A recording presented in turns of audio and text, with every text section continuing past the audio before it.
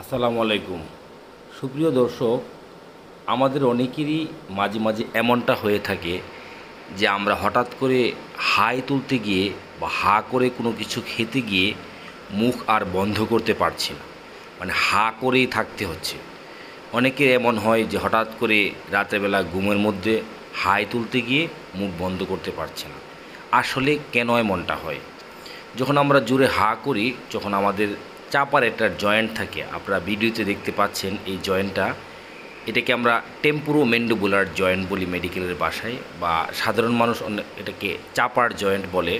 আমরা যখন জোরে হা করি, এই জয়েন্টটার এই যে গোল ডিস্ক দেখা যাচ্ছে, এই জয়েন্টটা যে জায়গায় থাকার কথা ওখান থেকে এই যে সামনের দিকে নেমে আসে, অথবা এখান থেকে একদম নড়ে ডানে অথবা বামে চলে যায়।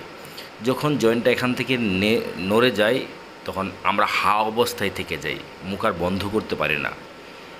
যখন এমন হয় যে হঠাৎ করে আমি হা করে যাচ্ছি, আমি ঢুক গিলতে পারছি না, মুখ বন্ধ করতে পারছি না, কথা বলতে পারছি না, এমন মানে ভয়ঙ্কর অবস্থা, আসলে খুবই কষ্টকর এবং যেটা যথেষ্ট পীড়াদায়ক। আমাদের এমন একজন রোগী রয়েছেন যিনি অলরেডি প্রেগনেন্ট। মাঝে মাঝে ওনার এমন হয়, তখন আমরা ওনাকে কিছু কৌশল শিখিয়ে দিলাম যে আপনারা এমন হলে আপনি কি করবেন।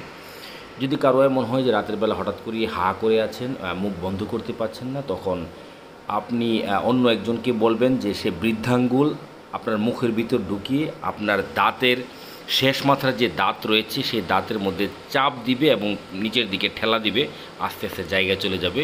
তারপর কিছুক্ষণ মুখটা বন্ধ রাখবেন, আস্তে আস্তে এমনটা রিপিট হবে না। তবে তবে যাদের হয় তাদের বারবারই হতে পারে বা রিপিট হতে পারে।